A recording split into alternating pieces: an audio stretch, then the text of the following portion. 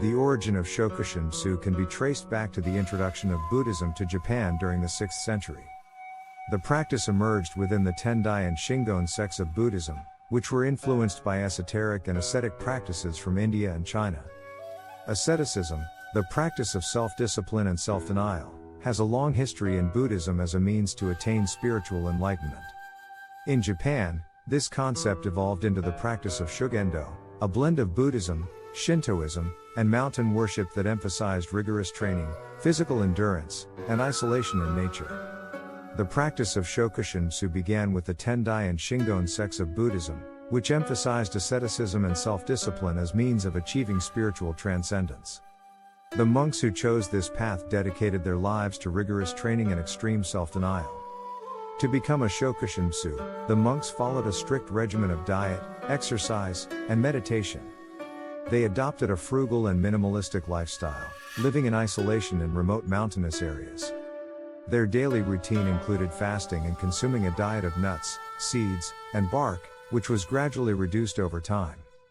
The monks also engaged in intense physical activities, such as rigorous exercise and breath control exercises. This was believed to purge the body of impurities and increase spiritual strength. They endured harsh weather conditions and endured long periods of seclusion and solitude. After several years of following this ascetic lifestyle, the monks would begin the process of self-mummification. They gradually reduced their food intake and relied on a specific diet of tree sap and tea made from toxic plants. These substances acted as preservatives and helped prevent the body from decomposing after death. The next phase involved a strict burial alive ritual. The monk would enter a small underground chamber, typically a stone tomb or a hole dug into the ground, which had a small breathing tube and a bell. The monk would then meditate in a seated position, chanting and ringing the bell to signal to the outside world. The process of self-mummification was agonizing and excruciatingly painful. The monk would slowly deprive themselves of food and water, essentially starving themselves to death. They continued chanting and meditating, transcending their physical suffering to attain spiritual enlightenment. After the monk's death, fellow monks would seal the tomb, leaving only the breathing tube exposed. The tomb was often filled with salt or other moisture-absorbing substances to aid the drying process. Over the course of several years, the body would naturally dehydrate, preserving the remains. It is estimated that only a small number of monks successfully achieved self-mummification, as the process was incredibly challenging and required an extraordinary level of dedication and discipline.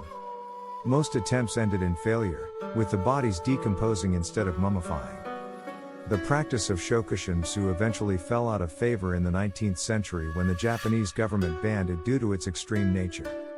Today, the few remaining self-mummified monks are revered as objects of religious and historical significance, with their mummified bodies displayed in temples and museums.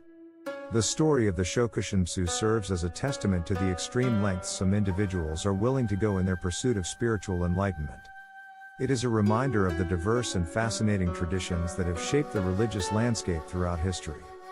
Today, the remaining self-mummified monks are seen as historical and religious relics, with their mummified bodies preserved and displayed in temples and museums as a reminder of this unique and extreme aspect of Japan's religious history.